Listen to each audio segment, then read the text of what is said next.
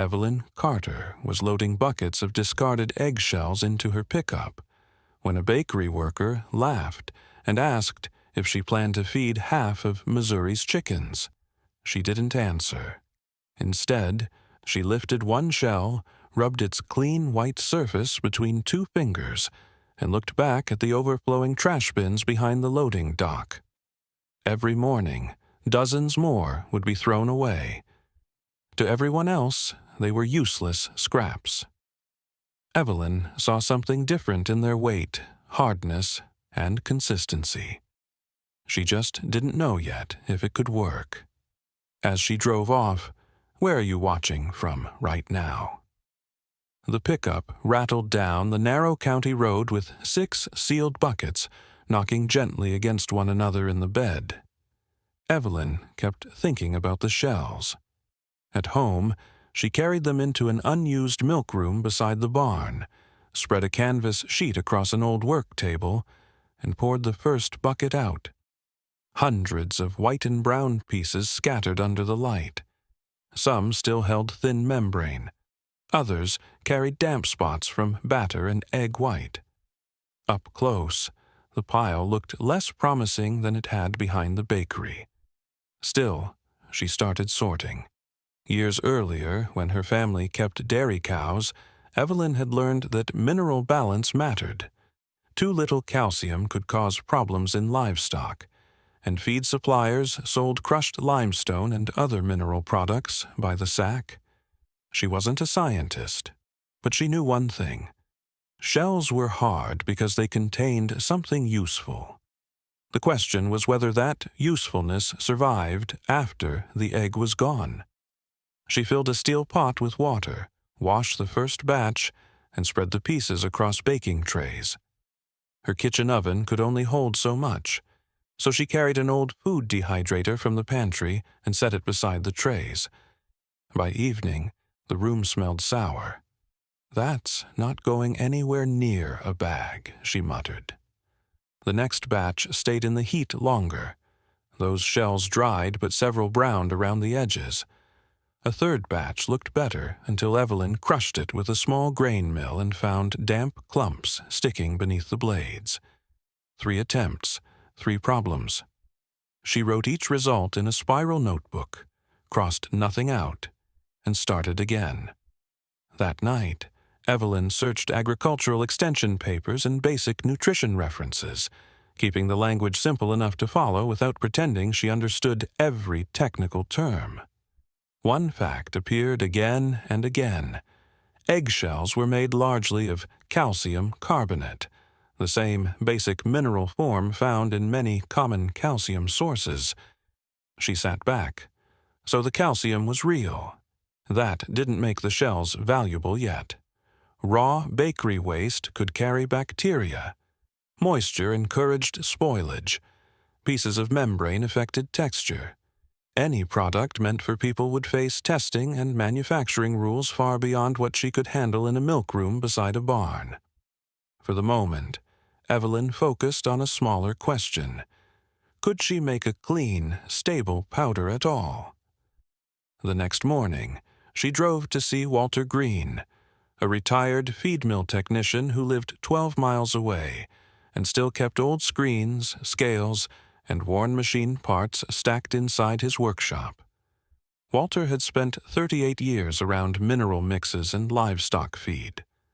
When Evelyn placed a jar of pale shell powder on his bench, he twisted off the lid, rubbed a pinch between his fingers, and frowned. "Too rough. I can grind it finer." "That's not the whole problem." Walter poured some onto a sheet of black paper. Coarse flakes sat beside dust-like particles and tiny, hard chips. "You've got 3 products in one jar," he said. "That means every scoop is different." Evelyn stared at the powder. She had been thinking about cleanliness and particle size. Walter was talking about consistency. That afternoon, she returned home and changed the process.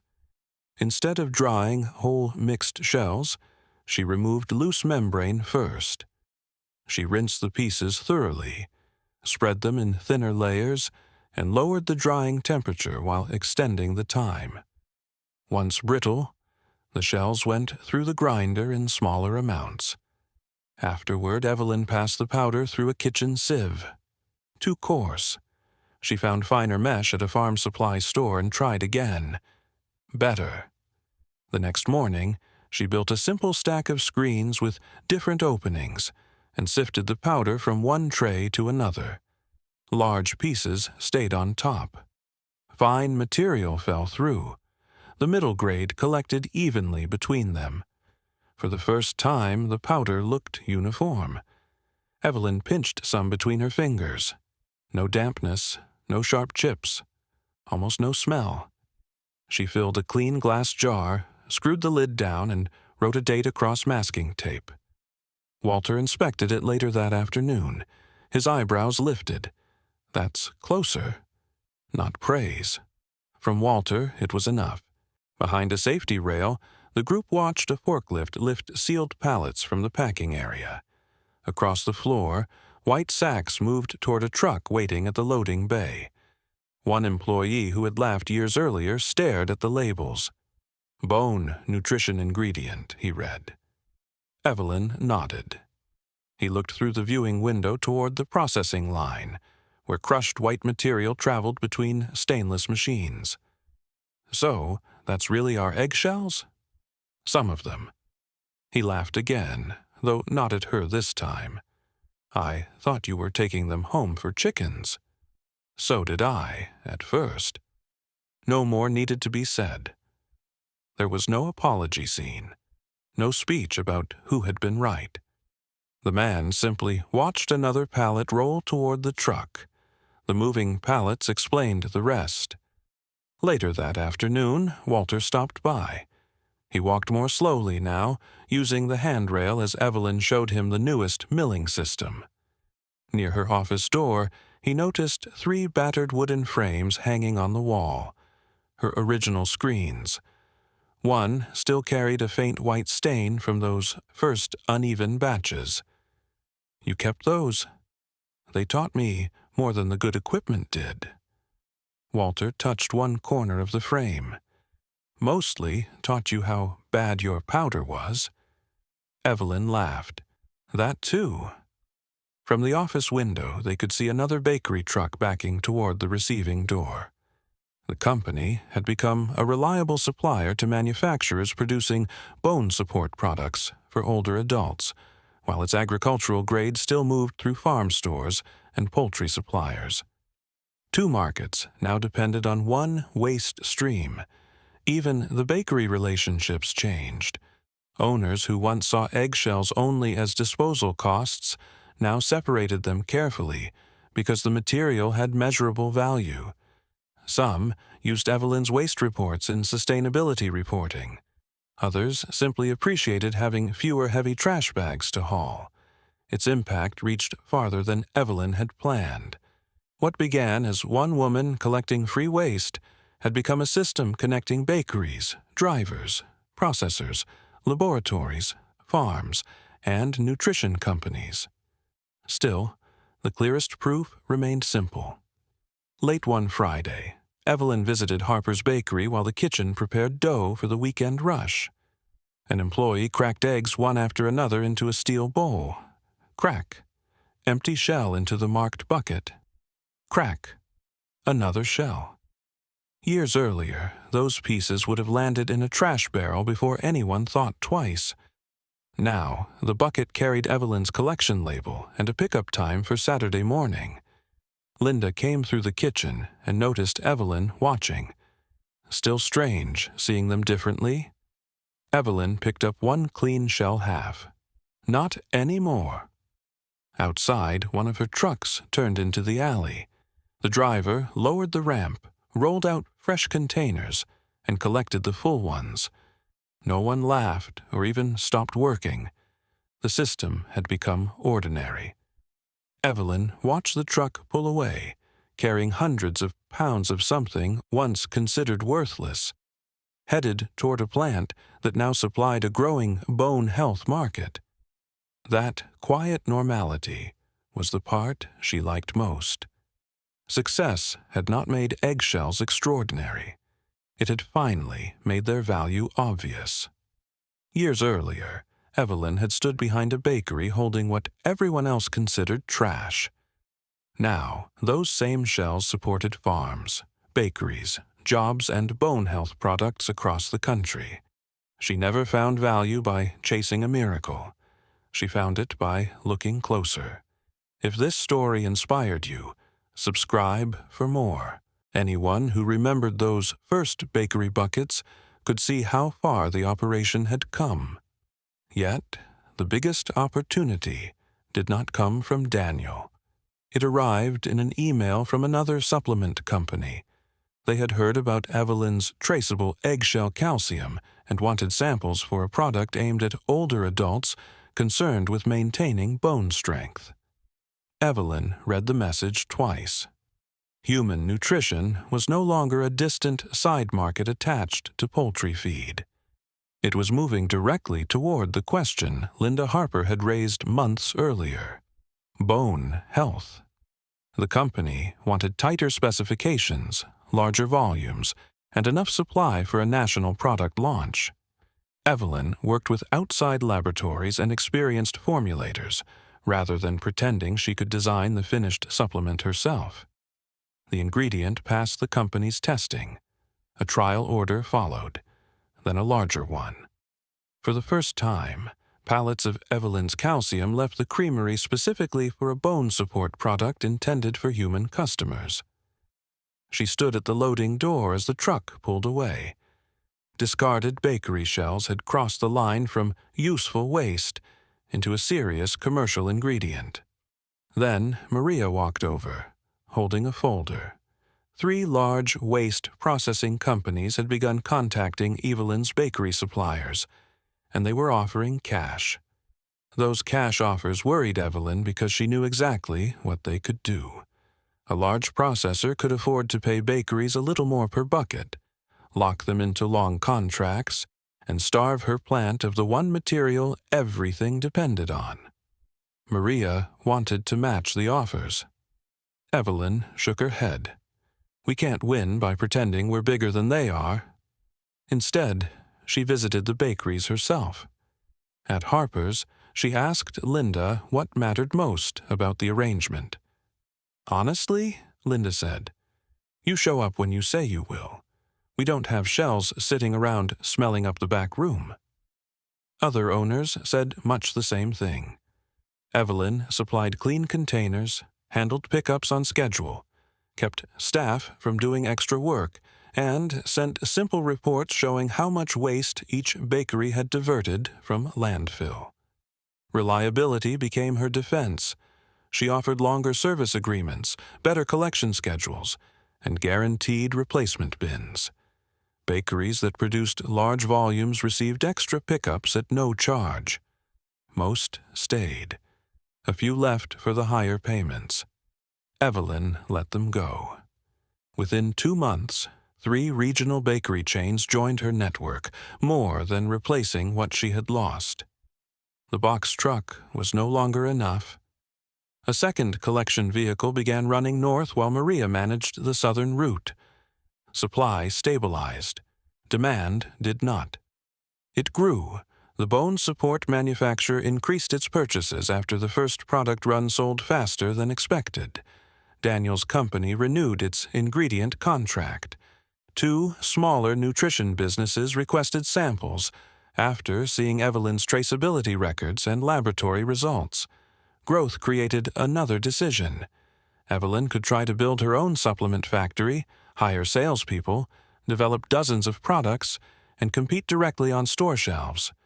Or she could become extremely good at the part she had already learned, processing eggshell calcium. She chose the second path. The creamery expanded into the building next door. A larger washer arrived on a flatbed trailer. New drying racks gave way to controlled stainless units, and an enclosed milling system reduced dust while producing several precise grades. Every incoming load received a source number. Every finished lot carried a record. Nothing looked like the 6 buckets in Evelyn's pickup anymore. except the material. On Monday mornings, bakery workers still cracked eggs into mixers and dropped the empty shells into marked containers. Those same shells arrived at Evelyn's plant, moved through washing and controlled heat treatment, were dried until their moisture reached the required level, milled, screened, sampled, tested, and sealed inside commercial bags. Nothing about the process was magical. It was simply repeatable. That reliability was why companies kept ordering.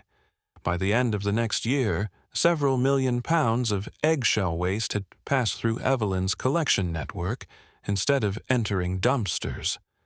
The business employed drivers, processing staff, quality workers, and office support. Annual revenue crossed $1 million. Soon after, expansion contracts and growing demand pushed the company's value well beyond that figure. Evelyn rarely discussed the number. She preferred walking the plant floor. One morning, Linda called and asked whether a few bakery employees could visit. Some had been there when Evelyn first started collecting shells, including the man who had joked about feeding half of Missouri's chickens. They arrived after lunch. The regional buyer approved it, and 12 stores placed their first order. The order paid enough to keep the creamery running while she pursued the harder question. At last, the larger equipment was earning its keep instead of creating another problem, and Evelyn could see a possible path into human nutrition. She sent the fine grade for additional testing. This time, she wanted more than calcium content. She paid for checks on purity, moisture, consistency, and contaminants. While waiting, Evelyn met Dr. Samuel Price, the extension specialist. He visited the creamery expecting a rough farm experiment and found numbered buckets, cleaning records, batch sheets, and 2 separate product streams. "You've improved this quickly," he said. "I've ruined enough batches to learn what not to do." Samuel smiled and examined the fine powder. "You keep talking about selling supplements yourself." That was the thought. Maybe that's not your best first step. Established nutrition companies, he explained, already had manufacturing lines, packaging systems, and sales networks. What some of them needed were reliable ingredients. Evelyn looked toward the sealed drums. "You mean sell them the calcium? If you can prove what's in every drum." The laboratory report arrived the next afternoon. Strong calcium levels, low moisture, clean results. More work would still be required before anyone could approve it for human use, but the powder was now serious enough to discuss with established manufacturers. Samuel forwarded the report to a small nutritional products manufacturer. 3 days later, her phone rang. A purchasing manager had reviewed the numbers. He wanted samples. More importantly, he wanted a meeting. The meeting was scheduled for Tuesday, and Evelyn spent the weekend preparing the way she had prepared every batch since the beginning, carefully, with nothing hidden. She brought laboratory reports, collection records, and sample bags. Daniel Ross, the manufacturer's purchasing manager, was not interested in the story behind the product. He wanted numbers. "How much can you produce every month?" Evelyn gave him the honest figure. Daniel wrote it down. "How consistent is the calcium level?" She slid the reports across the table. "Can you trace a finished batch back to the bakery?" "Not perfectly yet." That answer changed the room. Daniel leaned back. "Then that's your next problem." A useful ingredient was not enough. His company needed every shipment to be repeatable. If one drum differed from the next, or contamination appeared, they needed to know where the material originated and how it had been processed. Evelyn drove home without a contract. Still, she had something better than rejection. She had a list.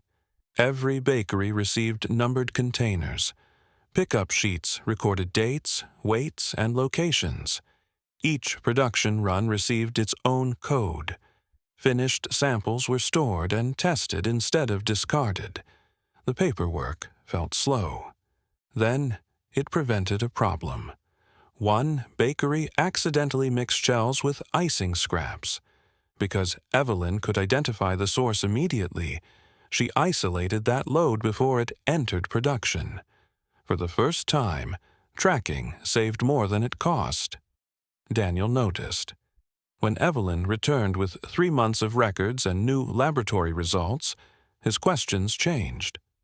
"How soon could you supply us?" The first contract called for several thousand pounds of processed eggshell calcium over the coming year. Evelyn stared at the number. It would not make her rich. It was still larger than every order she had received combined. She signed. The first production run filled more drums than the creamery had ever held. Shells arrived before sunrise. Finished calcium left through the opposite loading door 2 days later. Sealed, labeled, tested, and headed toward a nutritional products company instead of a feed store. The business had crossed a line. Word spread among local bakeries. Businesses that once complained about storing buckets began calling because regular collection meant fewer bags in their dumpsters and lower waste costs. A regional bakery chain asked whether she could service all of them. She could not with her pickup. 2 weeks later, Evelyn bought a used refrigerated box truck. Walter stood beside it in the yard, reading the faded lettering from its former owner. "You've gone from 6 buckets to needing that." "Apparently," he smiled. "Better learn to park it." Evelyn hired her first full-time employee, Maria Lopez, who had worked in food production and understood why cleaning records mattered. Together, they rebuilt the collection route and established receiving checks before any shell entered the plant. Soon, eggshells arrived by the pallet. Inside the creamery, hand rinsing gave way to a stainless washing line. Controlled dryers replaced trays. The mill ran daily. One stream became coarse agricultural calcium. Another became the finer standardized material Daniel's company purchased. She tried sorting it. Impossible. Everything went into the trash. Nearly a full day of potential production disappeared. That bothered her more than losing the shells. Demand had finally appeared, and now supply quality threatened to stop her. So Evelyn changed the system. She bought sturdy, food-grade buckets with locking lids and marked each one clearly.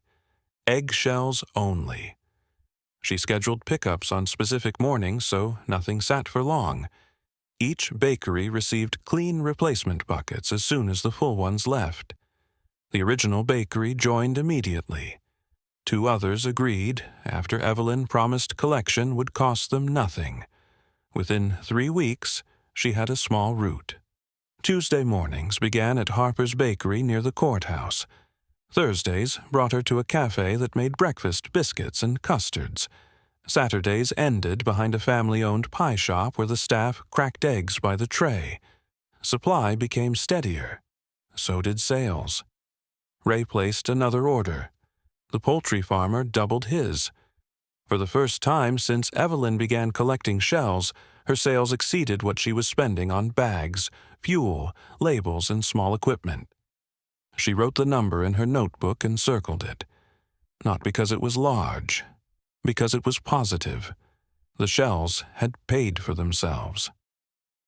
A week later, Evelyn stopped at Harper's Bakery during the morning rush. One of the owners, Linda Harper, watched her replace 2 full buckets and asked what happened after the shells left the building.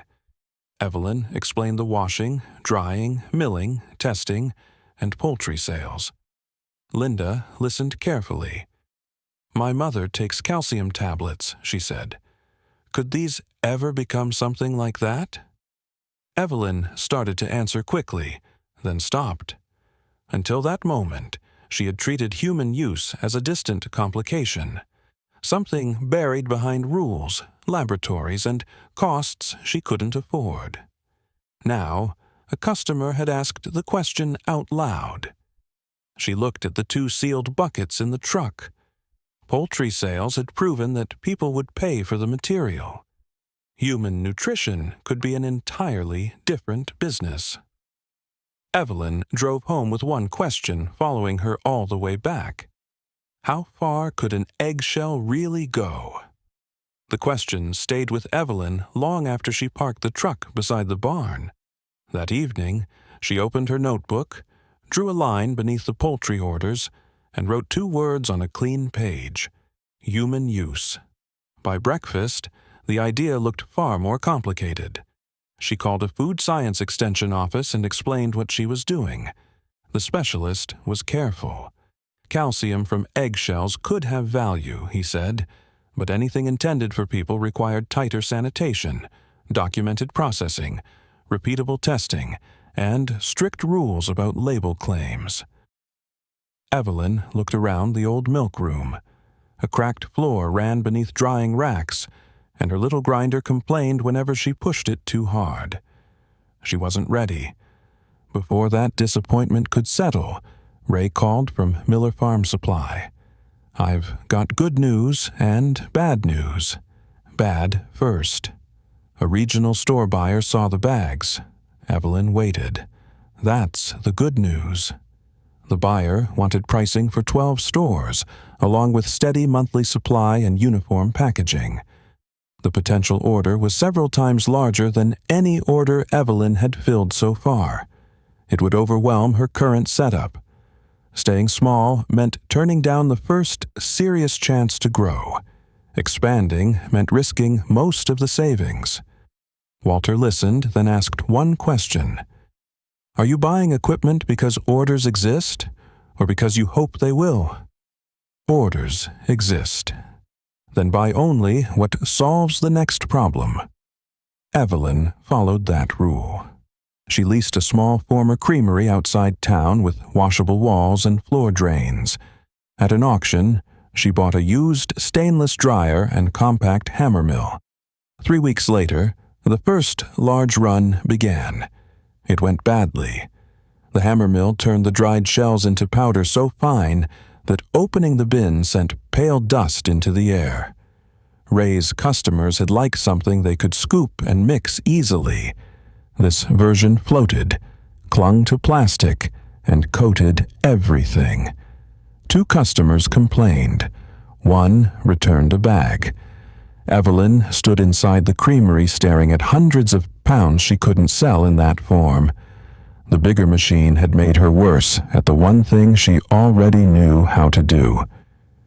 Walter arrived the next morning and rubbed some powder between his fingers. "Maybe the machine isn't wrong." She frowned. "Maybe you're asking it to make only one thing."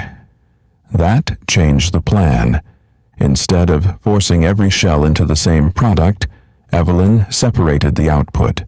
Coarser material would remain for poultry use.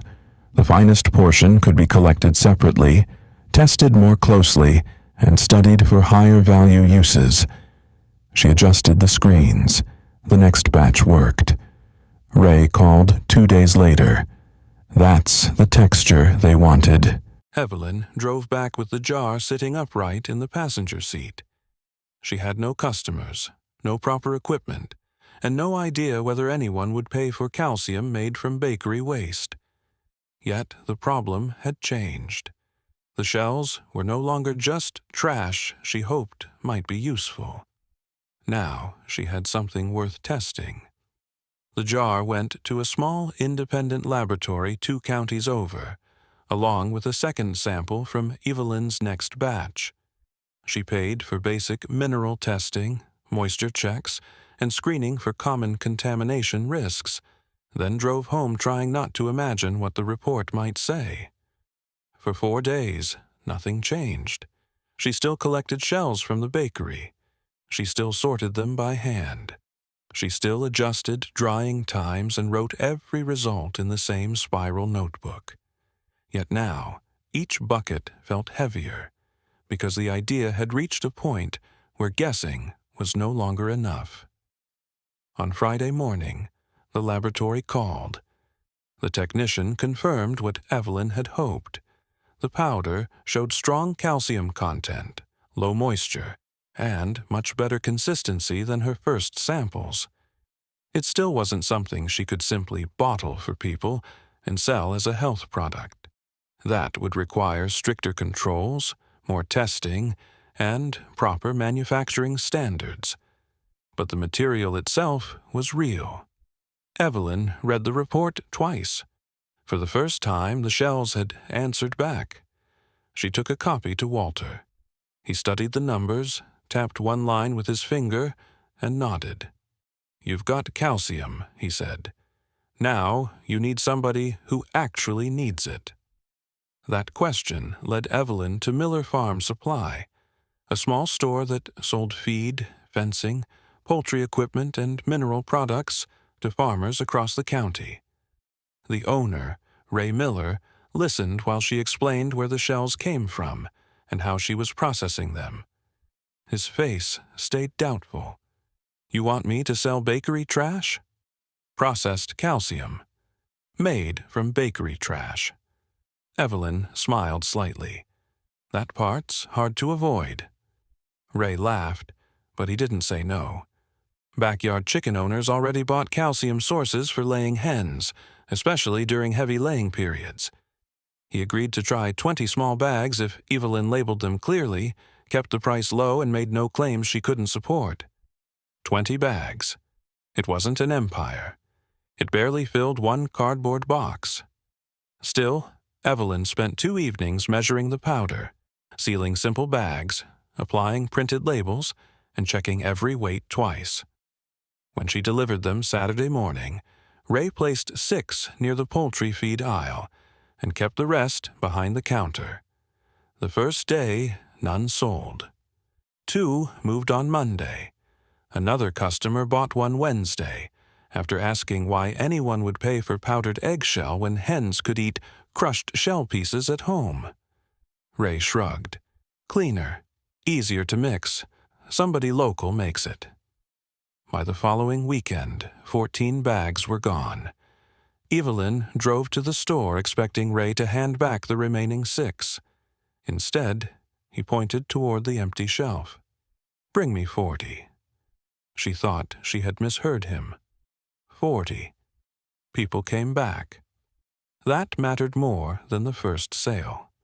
One customer, a retired schoolteacher with a flock of 24 hens, said she liked how evenly the powder mixed through feed. Another man who raised laying birds for a roadside egg stand asked whether Evelyn could provide a larger sack instead of several small bags. 2 days later, he placed a larger order for his 50-hen flock. If you're enjoying watching an idea this strange slowly prove itself, subscribe and stay with the story, because Evelyn's real problem was only beginning. That larger order exposed it immediately. She needed more shells. One bakery could provide several buckets each week, but production was becoming too uneven. Some days, the bakery used hundreds of eggs. Other days, far fewer. Evelyn visited 3 more businesses carrying one sealed collection bucket and a printed sheet explaining exactly what she wanted. The first owner refused. "We don't have room for another bin." The second worried about smell. A third bakery agreed, but the staff mixed shells with scraps of dough, napkins, and pieces of fruit. Evelyn discovered the contamination only after unloading the bucket at home,